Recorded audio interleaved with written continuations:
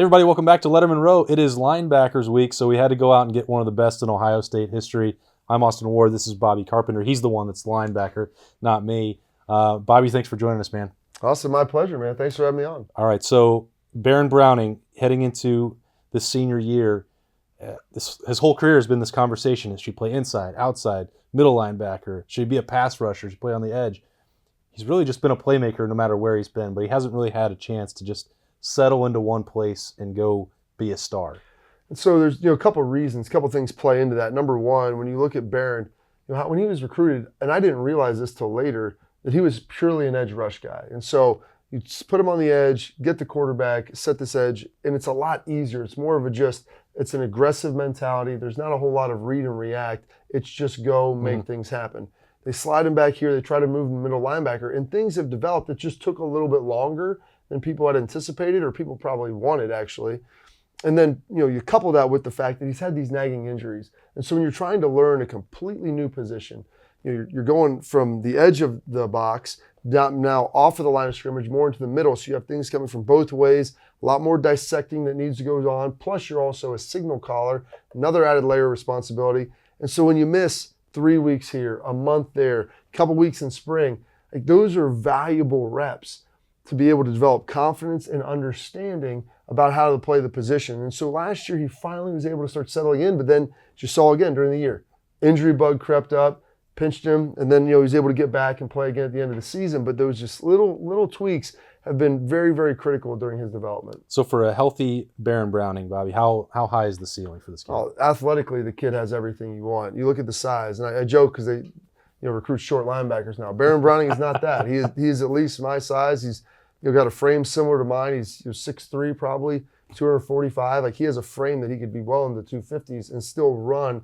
at a really high level. For him, and people want to confuse, it's not an intelligence thing. It's just being able to watch and absorb the information quickly and then be able to play. He understands the defense. He knows what to do, but it's just the reps and the repetition of seeing the same pictures over and over. Yeah. Still a bunch of big-time plays for Baron Browning on that film as he heads into his senior season. Bobby Carpenter going to break it down for us right now on BuckIQ. Let's roll the tape. All right, Bobby, so Baron Browning, we'll see him in these clips. He's all over the field, different positions, just like his career like we talked about. But instincts, I know that's something that you've always thought about him. He's got some of that in his game. Well, here you see this. This is a situation where he's playing middle linebacker. He sees the running back drifting to the left. He should probably get laterally a little bit more first. He kind of attacks the line of scrimmage. He's trying to feel the play out, whether it's going to be play action or not. But then as you let this run here, you see what makes him so great.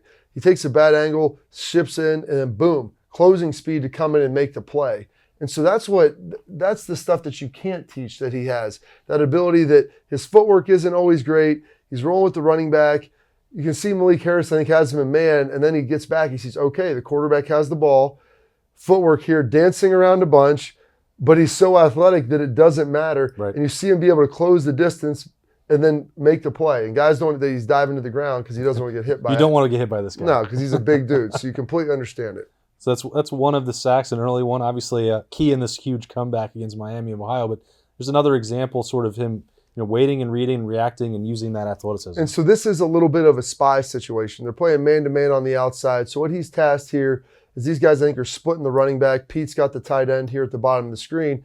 And so they're figuring out where the running back's going. And so what he does is a natural pass rush. You let it roll. He does a good job of feeling and fitting these pass rush lanes. He can see it start to open up before the quarterback even goes. If you roll it back real quick, you see him take a step because he can feel this open air right here. Before the quarterback even made his move, he started to slide back. You see him take that shuffle right there because he sees all this space. He knows that's going to be the natural escape point. And as you let it run, he slides through there and is able to close the distance. And he has the athleticism to make another tackle. All right, then we get into some of these where people want to see him as a pure edge rusher. Well, this is probably why. This is what he did in high school. And this is when you ask a guy to do what he does well. Bill Parcells had a theory, and him and George Young, I believe, with the Giants. Draft guys from big schools and ask them to do what they did well in college. This is what he did well in high school. He went to a big, powerful school in Texas, put him on the edge. Holy smokes, we've got good defensive linemen. I think that's Chase inside of him right there. So coming off the edge,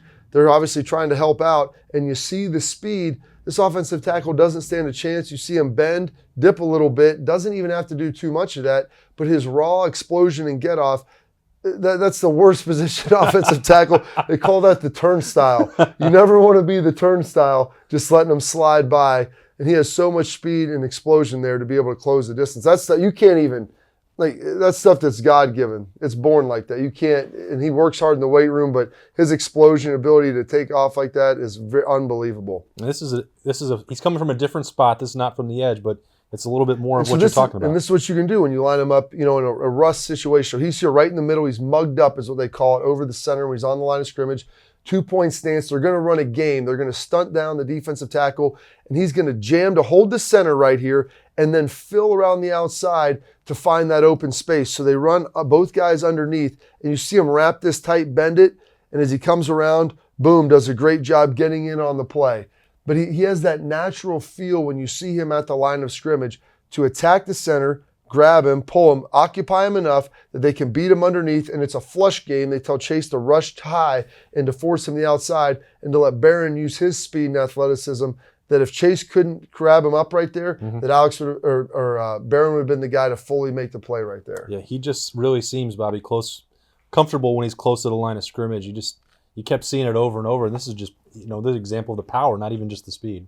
Yeah, this is, if you're going to block him with a running back, and you see right here, this dude, this tight end, he wanted nothing to do. So Barron's down the side. You've got 2 and 5 right together. Chase and Barron, 2 of the most physically imposing dudes you're going to see. Chase takes underneath, and he's like, oh, goodness. I don't know why. He's like, I don't want to mess with him. I'm going to let my running back take control of this guy. And you see him. You put a guy with Barron's size on a running back, you watch him. He hits him here. What is that? About the 26-yard line. Drives him back to the 24. And then comes back underneath, humps under as he's getting held, and dives in on the quarterback. Like, this is the thing. When you recruit a guy like this, he can make these plays. Now, it's up to you as a coach to find a way. How can we get more of this out of him? And so maybe he isn't necessarily a first down inside linebacker against Wisconsin who's going to run in and have a lot of variation in their run scheme. But we can get him in third down. We can do this. We probably have teams that are open and spread. We can get him to do this. Put him inside, mugged on the center, put him outside. And if they're going to choose to turn him loose, that's what you're going to get. Yeah, even the best opponent that they played, he's still showing up. He was banged up in this Penn State game. He still was never really healthy. You mentioned that early on, Bobby, that whole year, the core muscle injury, but he's still just flashing with that athleticism even against Clemson. And we saw this earlier, and a couple clips ago, just him on the edge, just beating an offensive tackle with speed. This is a team in Clemson that has been in the national championship game seemingly every year. They have great players. Alex takes 2-3 steps. You watch him bend, and this is right here. You see how he gets his hips turned back perpendicular to the line of scrimmage. He's got so much athleticism he can crank, and this is why those core muscle injuries on guys like him are very, very difficult, because it puts so much strain on your core. 2-3 steps up the field, gets inside, gets that arm underneath, gets the arm down. You watch him bend. I don't know, Austin. I don't know if your abs would be even able to hold something like that. You might just rip in half. Yeah, definitely not for me. So he's able to bend, twist it back down, and take down Trevor Lawrence, who is not a small human being. This is a guy who's an NFL prototypical quarterback, 6'4", 6'5", 215, 220 pounds. So as he bends it, boom, you see him turn and twist, grab on, and has the strength to then rip him to the ground. All right, well, I'll get on the Affinity Whole Health so that I can maybe withstand some of this. But Barron Browning, he doesn't need it. He's making plays for the Buckeyes. One more year to go. Bobby Carpenter, appreciate him always breaking it down for us on Lettermen Row for BuckIQ. We'll see you next time. Thanks for watching. Subscribe below to get the latest videos from Lettermen Row. We got Letterman Live. We've got the practice report. We got rapid reaction. Hey, and we got BuckIQ with Zach Bourne. For sure. We got recruiting breakdowns with Berm. We got whatever you need. Ohio State football and Ohio State athletics, we've got you covered here at Lettermen Row.